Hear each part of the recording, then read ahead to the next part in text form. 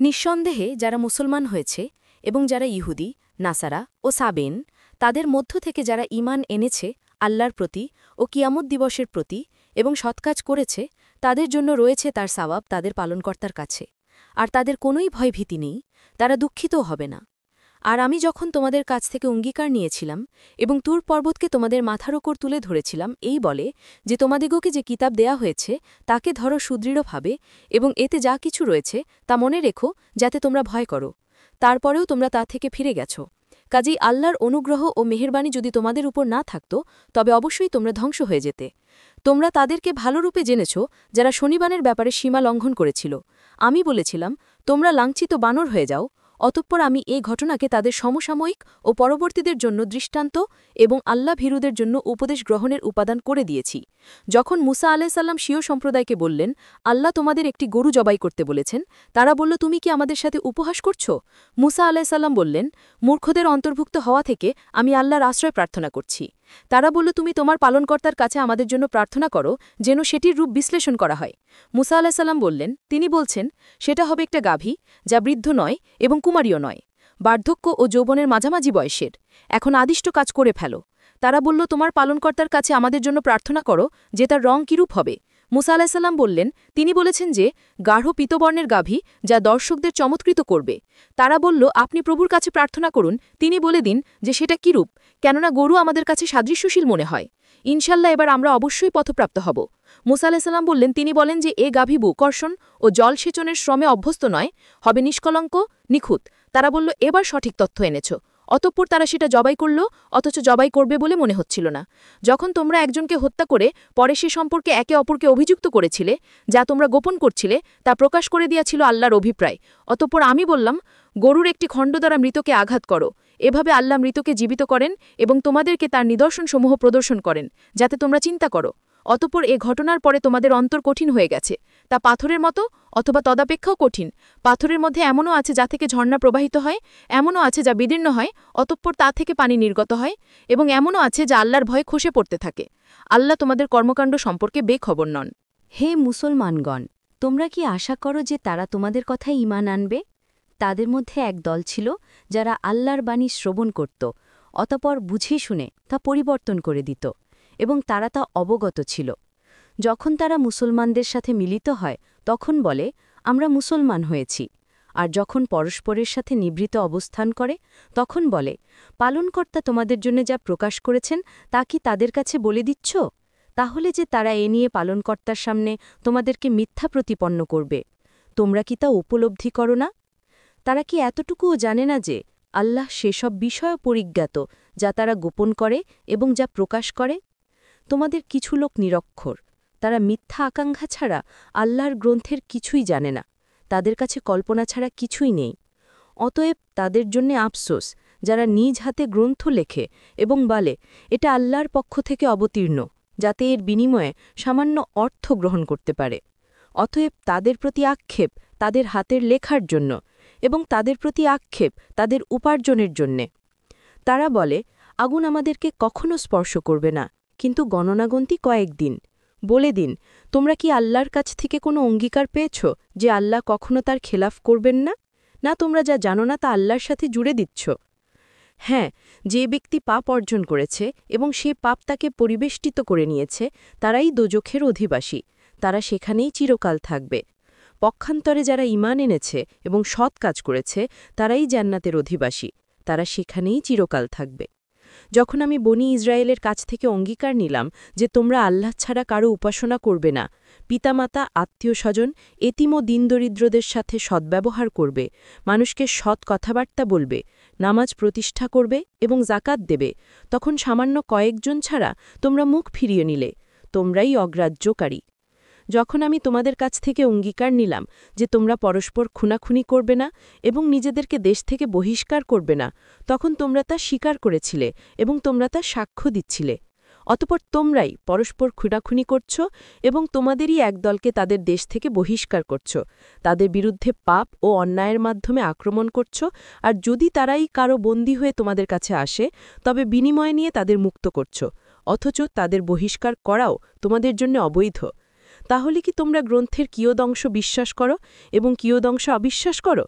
যারা এরূপ করে পার্থিব জীবনে দুর্গতি ছাড়া তাদের আর কোনোই পথ নেই। কিয়ামতের দিন তাদের কঠোরতম শাস্তির দিকে পৌঁছে দেওয়া হবে। আল্লাহ তোমাদের কাজকর্ম সম্পর্কে বেখবর নন। এরাই পরকালের বিনিময়ে পার্থিব জীবন ক্রয় করেছে, অতএব এদের শাস্তি লঘু হবে না এবং এরা সাহায্যও পাবে না। অবশ্যই আমি মুসাকে কিতাব দিয়েছি এবং তারপরে পর্যায়ক্রমে রসুল পাঠিয়েছি। আমি মরিয়ম তনু ঈসাকে সুস্পষ্ট মোজেজা দান করেছি এবং পবিত্র রুহের মাধ্যমে তাকে শক্তি দান করেছি। অতঃপর যখনই কোনো রসুল এমন নির্দেশ দিয়ে তোমাদের কাছে এসেছে যা তোমাদের মনে ভালো লাগেনি, তখনই তোমরা অহংকার করেছ। শেষ পর্যন্ত তোমরা একদলকে মিথ্যাবাজি বলেছ এবং একদলকে হত্যা করেছ। তারা বলে, আমাদের হৃদয়ে অর্ধাবৃত, এবং তাদের কুফরের কারণে আল্লাহ অভিসম্পাত করেছেন, ফলে তারা অল্পই ঈমান আনে। যখন তাদের কাছে আল্লাহর পক্ষ থেকে কিতাব এসে পৌঁছল যা সে বিষয়ে সত্যায়ন করে যা তাদের কাছে রয়েছে এবং তারা পূর্বে করত, অবশেষে যখন তাদের কাছে পৌঁছল যাকে তারা চিনে রেখেছিল, তখন তারা তা অস্বীকার করে বসল। অতএব অস্বীকারীদের উপর আল্লাহর অভিসম্পাত। যার বিনিময়ে তারা নিজেদের বিক্রি করেছে তা খুবই মন্দ, যেহেতু তারা আল্লাহ যা নজিল করেছেন তা অস্বীকার করেছে। এই হঠধরিতার দরুন যে আল্লাহ স্বীয় বান্দাদের মধ্যে যার প্রতি ইচ্ছা অনুগ্রহ নাজিল করেন। অতএব তারা ক্রোধের উপর ক্রোধ অর্জন করেছে, আর কাফিরদের জন্য রয়েছে অপমানজনক শাস্তি। যখন তাদেরকে বলা হয় আল্লাহ যা পাঠিয়েছেন তা মেনে নাও, তখন তারা বলে, আমরা মানি যা আমাদের প্রতি অবতীর্ণ হয়েছে, সেটি ছাড়া সবগুলোকে তারা অস্বীকার করে। অথচ এই গ্রন্থটি সত্য এবং সত্যায়ন করে ওই গ্রন্থের যা তাদের কাছে রয়েছে। বলে দিন, তবে তোমরা ইতিপূর্বে পয়গম্বরদের হত্যা করতে কেন, যদি তোমরা বিশ্বাসী ছিলে? সুস্পষ্ট মোজেজাসহ মুসা তোমাদের কাছে এসেছেন, এরপর তার অনুপস্থিতিতে তোমরা বোবৎস বানিয়েছ। বাস্তবে কি তোমরা অত্যাচারী? আর যখন আমি তোমাদের কাছ থেকে প্রতিশ্রুতি নিলাম এবং তুর পর্বতকে তোমাদের উপর তুলে ধরলাম যে শক্ত করে ধরো আমি যা তোমাদের দিয়েছি আর শোনো, তারা বলল, আমরা শুনেছি আর অমান্য করেছি। কুফরের কারণে তাদের অন্তরে গোবৎ সুব্রতি পান করানো হয়েছিল।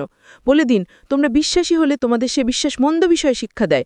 বলে দিন, যদি আখেরাতের বাসস্থান আল্লাহর কাছে একমাত্র তোমাদের জন্যই বরাদ্দ হয়ে থাকে, অন্য লোকদের বাদ দিয়ে, তবে মৃত্যু কামনা করো, যদি সত্যবাদী হয়ে থাকো। কস্মিনকালেও তারা মৃত্যু কামনা করবে না ওই সব গুনাহের কারণে যা তাদের হাত পাঠিয়ে দিয়েছে। আল্লাহ গুনাহগারদের সম্পর্কে সম্যক অবগত রয়েছেন। আপনি তাদেরকে জীবনের প্রতি সবার চাইতে, এমনকি মুশরিকদের চাইতেও অধিক লোভী দেখবেন। তাদের প্রত্যেকে কামনা করে যেন 1000 বছর আয়ু পায়, অথচ এরূপ আয়ু প্রাপ্তি তাদেরকে শাস্তি থেকে রক্ষা করতে পারবে না। আল্লাহ দেখেন যা কিছু তারা করে। আপনি বলে দিন, যে কেউ জিব্রাইলের শত্রু হয়, যেহেতু তিনি আল্লাহর আদেশে এ কালাম আপনার অন্তরে নাজিল করেছেন, যা সত্যায়নকারী তাদের সম্মুখস্থ কালামের এবং মমিনদের জন্য পথপ্রদর্শক ও সুসংবাদদাতা। যে ব্যক্তি আল্লাহ, তার ফেরেশতা ও রসুলগণ এবং জিব্রাইল ও মিকাইলের শত্রু হয়, নিশ্চিতই আল্লাহ সেসব কাফিরের শত্রু। আমি আপনার প্রতি উজ্জ্বল নিদর্শনসমূহ অবতীর্ণ করেছি, অবাধ্যরা ব্যতীত কেউ এগুলো অস্বীকার করে না। কি আশ্চর্য, যখন তারা কোনো অঙ্গীকারে আবদ্ধ হয়, তখন তাদের একদল তা ছুঁড়ে ফেলে, বরং অধিকাংশই বিশ্বাস করে না। যখন তাদের কাছে আল্লাহর পক্ষ থেকে একজন রসুল আগমন করলেন, যিনি ওই কিতাবের সত্যায়ন করেন যা তাদের কাছে রয়েছে, তখন আহলে কিতাবদের একদল আল্লাহর গ্রন্থকে পশ্চাদে নিক্ষেপ করল, যেন তারা জানেই না। তারা ওই শাস্ত্রের অনুসরণ করল যা সুলাইমানের রাজত্বকালে শয়তানরা আবৃত্তি করত। সুলাইমান কুফুর করেনি, শয়তানরাই কুফুর করেছিল। তারা মানুষকে জাদুবিদ্যা এবং বাবেল শহরে হারুত ও মারুদ 2 ফেরেশতার প্রতি যা অবতীর্ণ হয়েছিল তা শিক্ষা দিত। তারা উভয়ই এ কথা না বলে কাউকে শিক্ষা দিত না যে আমরা পরীক্ষার জন্য, কাজেই তুমি কাফের হও না। অতঃপর তারা তাদের কাছ থেকে এমন জাদু শিখত যদ্বারা স্বামী ও স্ত্রীর মধ্যে বিচ্ছেদ ঘটে। তারা আল্লাহর আদেশ ছাড়া তদ্বারা কারও অনিষ্ট করতে পারত না। যা তাদের ক্ষতি করে এবং উপকার না করে তারা তাই শিখে। তারা ভালোরূপে জানে যে যে কেউ জাদু অবলম্বন করে তার জন্য পরকালে কোনো অংশ নেই। যার বিনিময়ে তারা আত্মবিক্রয় করেছে তা খুবই মন্দ, যদি তারা জানত। যদি তারা ঈমান আনত এবং খোদাভীরু হতো, তবে আল্লাহর কাছ থেকে উত্তম প্রতিদান পেত, যদি তারা জানত। হে মুমিনগণ, তোমরা রাই না বলো না, অনজুর না বলো এবং শুনতে থাকো। আর কাফেরদের জন্য রয়েছে বেদনাদায়ক শাস্তি। আহলে কিতাব ও মুশরিকদের মধ্যে যারা কাফের তাদের মনোপুত নয় যে তোমাদের পালনকর্তার পক্ষ থেকে তোমাদের প্রতি কোনো কল্যাণ অবতীর্ণ হোক। আল্লাহ যাকে ইচ্ছা বিশেষভাবে স্বীয় অনুগ্রহ দান করেন। আল্লাহ মহান অনুগ্রহদাতা। আমি কোনো আয়াত রহিত করলে অথবা বিস্মৃত করিয়ে দিলে তদপেক্ষা উত্তম অথবা তার সমপর্যায়ের আয়াত আনয়ন করি। তুমি কি জানো না যে আল্লাহ সব কিছুর উপর শক্তিমান? তুমি কি জানো না যে আল্লাহর জন্যেই নভমণ্ডল ও ভূমিমণ্ডলের আধিপত্য? আল্লাহ ব্যতীত তোমাদের কোনো বন্ধু ও সাহায্যকারী নেই। ইতিপূর্বে মুসা আলাহিসাল্লাম যেমন জিজ্ঞাসিত হয়েছিলেন, মুসলমানগণ, তোমরাও কি তোমাদের রসুলকে তেমনি প্রশ্ন করতে চাও? যে কেউ ঈমানের পরিবর্তে কুফর গ্রহণ করে সে সরল পথ থেকে বেচ্যুত হয়ে যায়। আহলে কিতাবদের অনেকেই প্রতিহিংসাবশত চায় যে মুসলমান হওয়ার পর তোমাদেরকে কোনো রকমে কাফের বানিয়ে দেয়। তাদের কাছে সত্য প্রকাশিত হওয়ার পর তারা এটা চায়। যাক, তোমরা আল্লাহর নির্দেশ আসা পর্যন্ত তাদের ক্ষমা করো এবং উপেক্ষা করো। নিশ্চয়ই আল্লাহ সব কিছুর উপর ক্ষমতাবান। তোমরা নামাজ প্রতিষ্ঠা করো এবং জাকাত দাও। তোমরা নিজের জন্য পূর্বে যে সৎকর্ম প্রেরণ করবে তা আল্লাহর কাছে পাবে। তোমরা যা কিছু করো নিশ্চয়ই আল্লাহ তা প্রত্যক্ষ করেন। ইহুদিরা বলে খ্রিস্টানরা কোনো ভিত্তির উপরেই নয় এবং খ্রিস্টানরা বলে ইহুদিরা কোনো ভিত্তির উপরেই নয়, অথচ ওরা সবাই কিতাব পাঠ করে। এমনিভাবে যারা মূর্খ তারাও ওদের মতোই উক্তি করে। অতএব আল্লাহ কেয়ামাতের দিন তাদের মধ্যে ফয়সালা দেবেন যে বিষয়ে তারা মতবিরোধ করছিল। যে ব্যক্তি আল্লাহর মসজিদসমূহে তার নাম উচ্চারণ করতে বাধা দেয় এবং সেগুলোকে উজাড় করতে চেষ্টা করে, তার চাইতে বড় জালেম আর কে? এদের পক্ষে মসজিদসমূহে প্রবেশ করা বিধিও নয়, অবশ্য ভীত সন্ত্রস্ত অবস্থায়। ওদের জন্য ইহকালে লাঞ্ছনা এবং পরকালে কঠিন শাস্তি রয়েছে। পূর্ব ও পশ্চিম আল্লাহরই, অতএব তোমরা যেদিকেই মুখ ফেরাও সেদিকেই আল্লাহ বিরাজমান। নিশ্চয়ই আল্লাহ সর্বব্যাপী, সর্বজ্ঞ।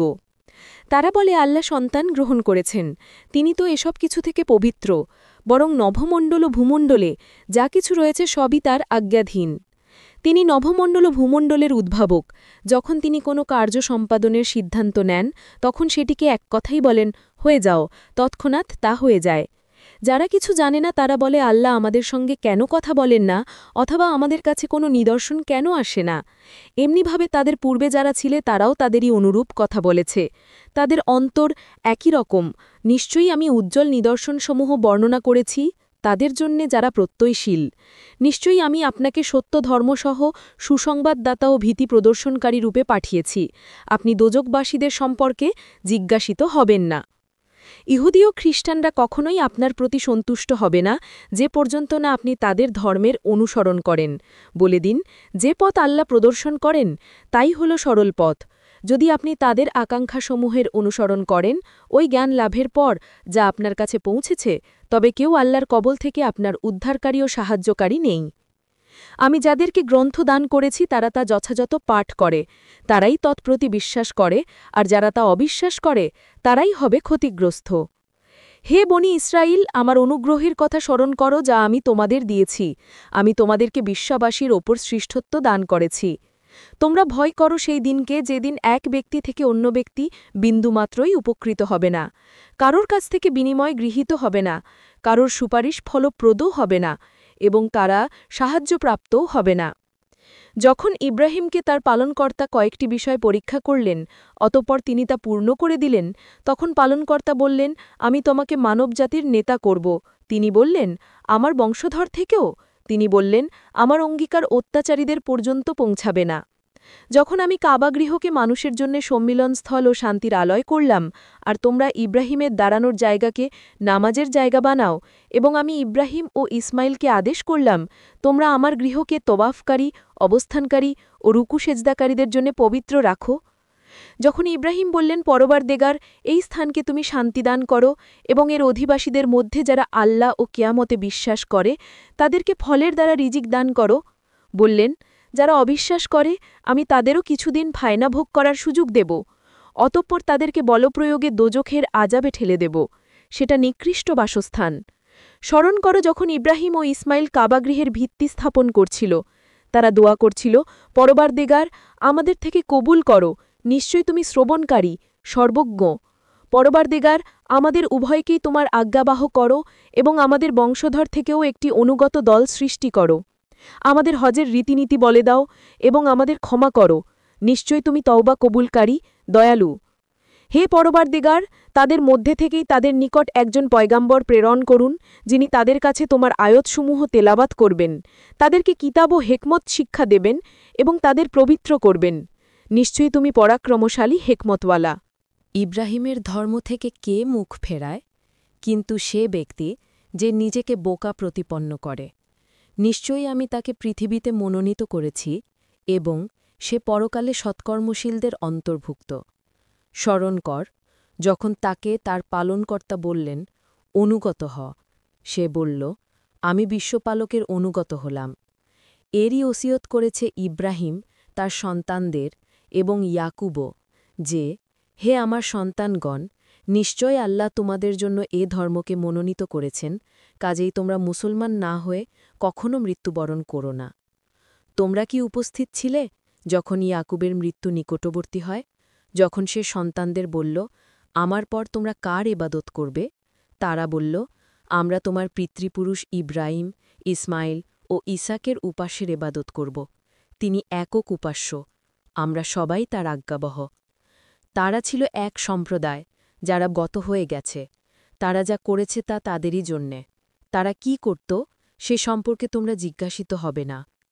তারা বলে, তোমরা ইহুদি অথবা খ্রিস্টান হয়ে যাও, তবেই সুপথ পাবে। আপনি বলুন, কখনোই নয়, বরং আমরা ইব্রাহিমের ধর্মে আছি, যাতে বক্রতা নেই, সে মুশরিকদের অন্তর্ভুক্ত ছিল না। তোমরা বলো, আমরা ঈমান এনেছি আল্লাহর উপর এবং যা অবতীর্ণ হয়েছে আমাদের প্রতি এবং যা অবতীর্ণ হয়েছে ইব্রাহিম, ইসমাইল, ইসহাক, ইয়াকুব এবং তদীয় বংশধরের প্রতি এবং মুসা, ঈসা, অন্যান্য নবীকে পালনকর্তার পক্ষ থেকে যা দান করা হয়েছে তৎসমুদায়ের উপর আমরা তাদের মধ্যে পার্থক্য করি না, আমরা তারই আনুগত্যকারী। অতএব তারা যদি ঈমান আনে তোমাদের ঈমান আনার মতো, তবে তারা সুপথ পাবে। আর যদি মুখ ফিরিয়ে নেয়, তবে তারাই হঠকারিতায় রয়েছে। সুতরাং এখন তাদের জন্যে আপনার পক্ষ থেকে আল্লাহই যথেষ্ট, তিনি শ্রবণকারী, মহাজ্ঞানী। আমরা আল্লাহর রং গ্রহণ করেছি। আল্লাহর রঙের চাইতে উত্তম রং আর কার হতে পারে? আমরা তারই এবাদত করি। আপনি বলে দিন, তোমরা কি আমাদের সাথে আল্লাহ সম্পর্কে তর্ক করছ, অথচ তিনিই আমাদের পালনকর্তা এবং তোমাদেরও পালনকর্তা। আমাদের জন্যে আমাদের কর্ম, তোমাদের জন্যে তোমাদের কর্ম, এবং আমরা তারই প্রতি একনিষ্ঠ। অথবা তোমরা কি বলছ যে নিশ্চয়ই ইব্রাহিম, ইসমাইল, ইসহাক, ইয়াকুব ও তাদের সন্তানগণ ইহুদি অথবা খ্রিস্টান ছিলেন?